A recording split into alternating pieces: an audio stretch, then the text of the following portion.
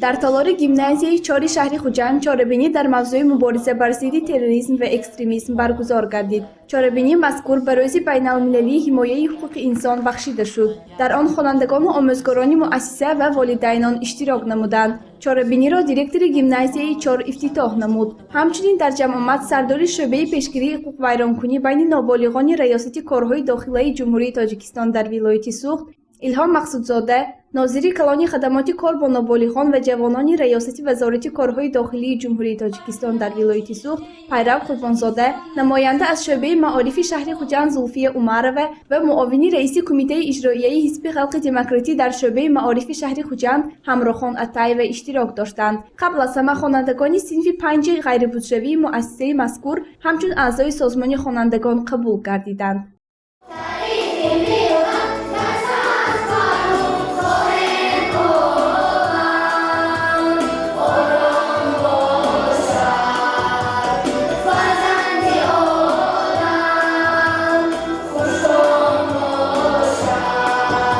چاره‌بینی اساساً با خوانندگان صنف 10 غیربودجوی مؤسسه با راهبری آموزگار جوان فریدون محسن‌زاده دایر گردید. خوانندگان با عیانیت‌ها در موضوعهای افراط‌گرایی، مبارزه بر ضد تروریسم و اکستریمیسم برآمدهای جالب نمودند.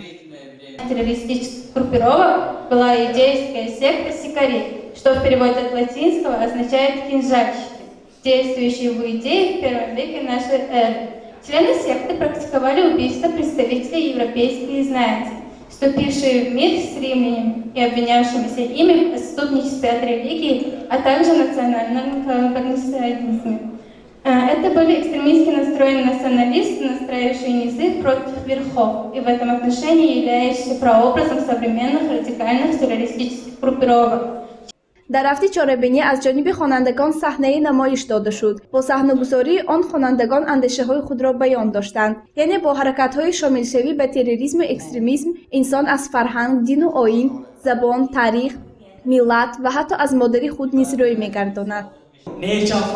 من به این کار دست نمیزنم و به تو هم توصیه نمیدهم این کار را نکن. چرا شمایان پیشروی دولتمان را دیده نمیتوانید؟ زیرا دولتمان روز از روز با راهبری پرزیدنتمان امامعلی رحمان پیشرفت ایستاده است. مگر سالهای 1991 که شمایان بی‌ترتیبی‌هایی که تشکیل کرده بودید به مردم تاجیک بس نبود؟ این مانعه کار نمکا من رفتم.